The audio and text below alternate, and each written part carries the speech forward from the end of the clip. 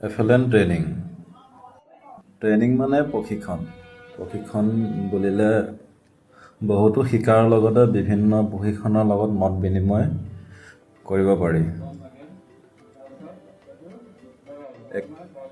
এক কথাত ক'বলৈ গ'লে প্ৰশিক্ষণ হ'ল অভিজ্ঞতাৰ ভঁৰাল।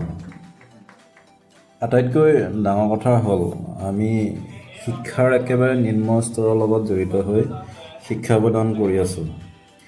এই কণ শিকাৰুসকলক সিহঁতক লগত লৈ সিহঁতৰ সমপৰ্যায়ৰ হৈ লাগি থাকি শিক্ষা প্ৰদান কৰিব লাগে। নহ'লে যে সিহঁতক শিক্ষা দিয়াটো খুবেই কঠিন হৈ পৰে।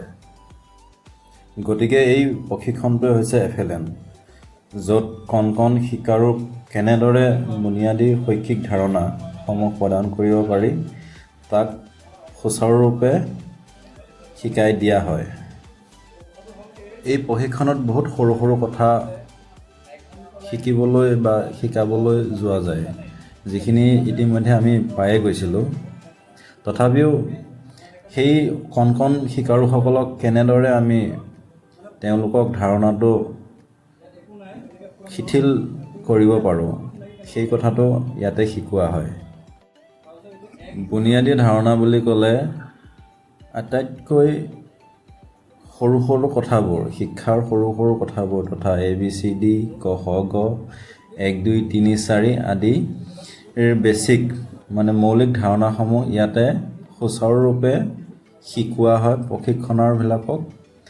আৰু সেইবোৰ স্কুল পৰ্যায়ত কেনেকৈ লৈ গৈ উপস্থাপন কৰিব পাৰি তাক ইয়াতে শিকি লোৱা হয়। ভিডিঅ'টোৰ শেষলৈ চাব, এইসকল হ'ল মোৰ কণ শিকাৰু। লাগি সিহঁতক শৈক্ষিক ধাৰণাবোৰ দিবলৈ চেষ্টা কৰিছোঁ আৰু লগতে প্ৰশিক্ষণ হিচাপে যিখিনি শিকি আহিলোঁ ইহঁতৰ মাজত শ্বেয়াৰ কৰি ইহঁতৰ লগত লাগি খেলাৰ মাধ্যমেৰে বুনিয়াদী ধাৰণাবিলাক দিবলৈ চেষ্টা কৰা হৈছে। সিহঁতৰ লগত লাগি আৰু সিহঁতৰ মাজৰ পৰা আকৌ সেই কামত নিয়োগ কৰাই সিহঁতৰ বাকধ্বনিবিলাক উন্নত কৰাৰ, ডেভেলপ কৰাৰ চেষ্টা কৰা হৈছে। শিক্ষাৰ ক্ষেত্ৰত যেতিয়া বুনিয়াদী ধাৰণাবিলাক দিয়া যায়, পঠনৰ ক্ষেত্ৰত আমি বাকধ্বনিবিলাকৰ ওপৰত বিশেষ গুৰুত্ব প্ৰদান কৰিব লাগে।